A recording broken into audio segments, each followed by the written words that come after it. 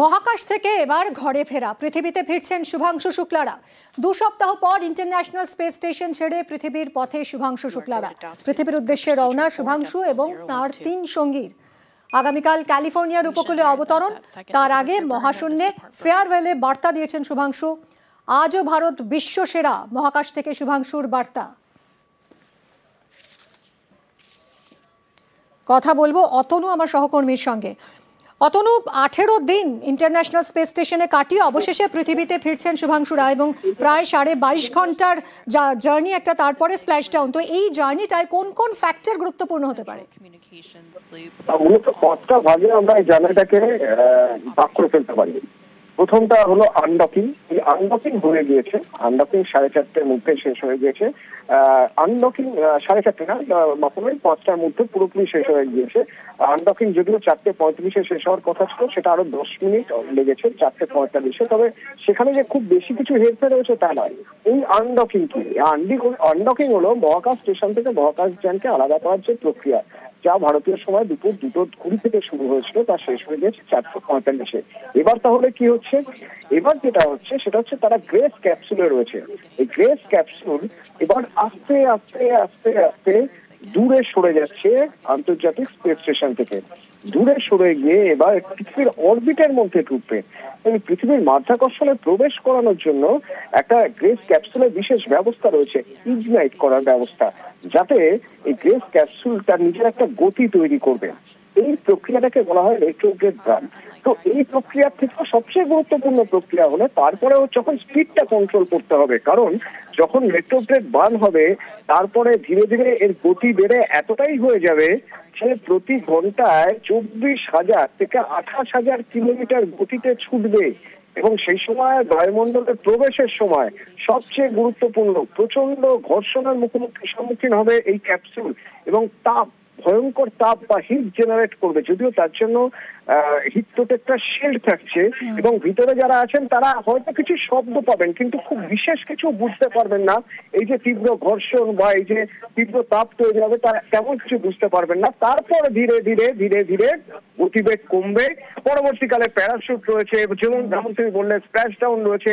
এই পুরো প্রক্রিয়াটা হতে হতে 22 ঘন্টা আমাদের নজর থাকবে আগামীকাল ভারতীয় সময় বিকেল 3টে নাগাদ ক্যালিফোর্নিয়ায় সেখানে স্প্ল্যাশ ডাউন হবে, এবং দুটো জায়গা ঠিক করা হয়েছে। এখানেও একটা প্রশ্ন, যে ক্যালিফোর্নিয়া কেন বেছে নেওয়া হলো ফ্লোরিডার বদলে? ফ্লোরিডার বদলে ক্যালিফোর্নিয়া একটাই কারণে, কারণ গত 10 দিন ধরে মহাকাশ বিজ্ঞানীরা সব রকম হিসেব নিকেশ করে দেখেছেন আবহাওয়া কোনো মতেই অনুকূল নয় ফ্লোরিডায়, বরঞ্চ তুলনামূলকভাবে ক্যালিফোর্নিয়ার আবহাওয়া স্প্ল্যাশ ডাউনের জন্য উপযুক্ত।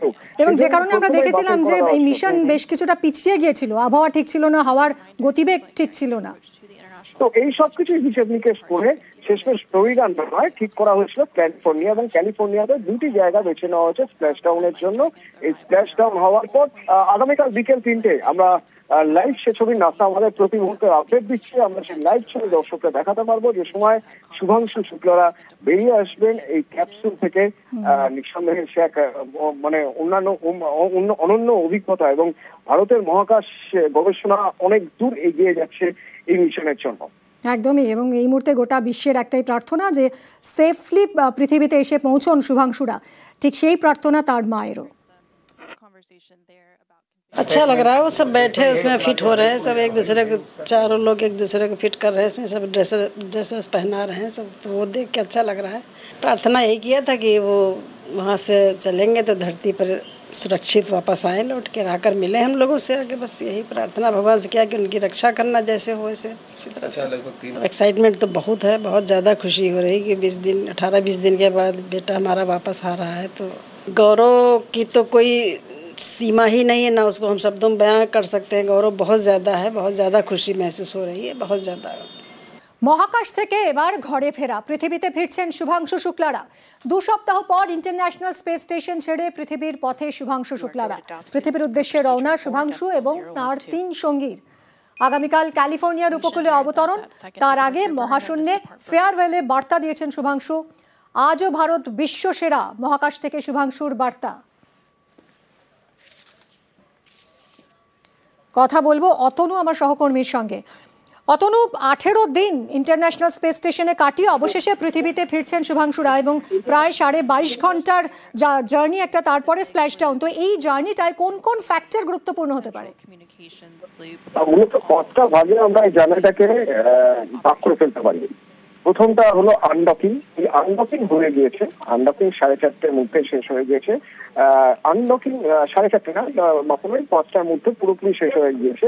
আনডকিং যদিও 4:35-এ শেষ হওয়ার কথা ছিল, সেটা আরো 10 মিনিট লেগেছে 4:45-এ। তবে সেখানে যে খুব বেশি কিছু হেরফের হয়েছে তা নয়। এই আনডকিং কি? আনডকিং হলো মহাকাশ স্টেশন থেকে মহাকাশ যানকে আলাদা করার যে প্রক্রিয়া, যা ভারতীয় সময় দুপুর 2:20 থেকে শুরু হয়েছিল, তা শেষ হয়ে গেছে 4:45-এ। এবার তাহলে কি হচ্ছে?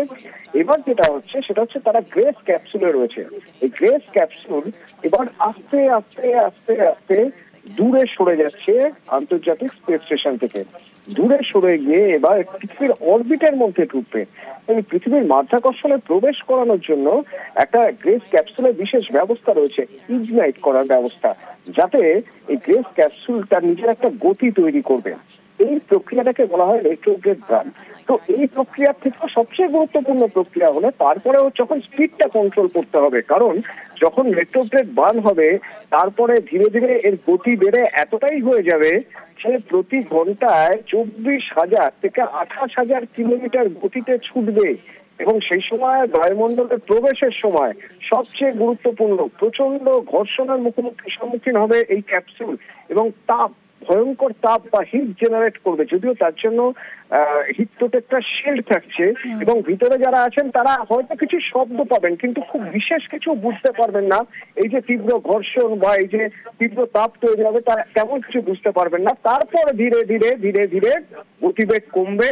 পরবর্তীকালে প্যারাশুট রয়েছে, যেমন তুমি বললে স্প্ল্যাশ ডাউন রয়েছে।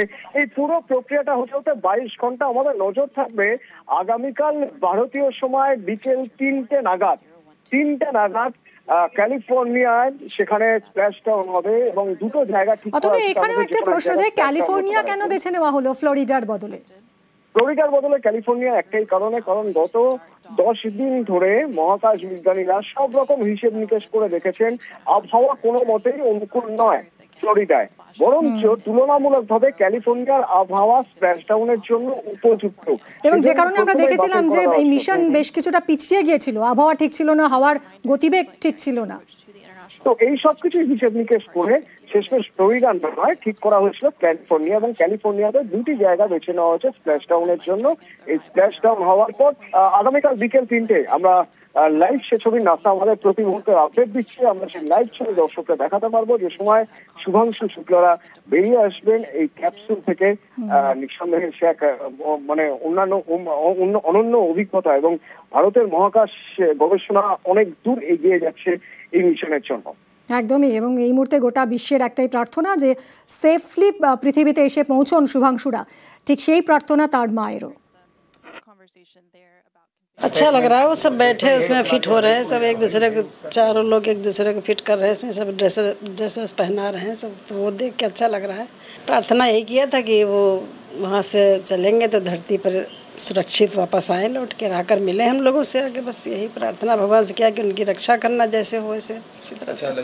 एक्साइटमेंट तो बहुत है, बहुत ज़्यादा खुशी हो रही कि 18-20 दिन के बाद बेटा हमारा वापस आ रहा है। तो गौरव की तो कोई सीमा ही नहीं है, ना उसको हम शब्दों में बयां कर सकते हैं। गौरव बहुत ज़्यादा है, बहुत ज़्यादा खुशी महसूस हो रही है, बहुत ज़्यादा।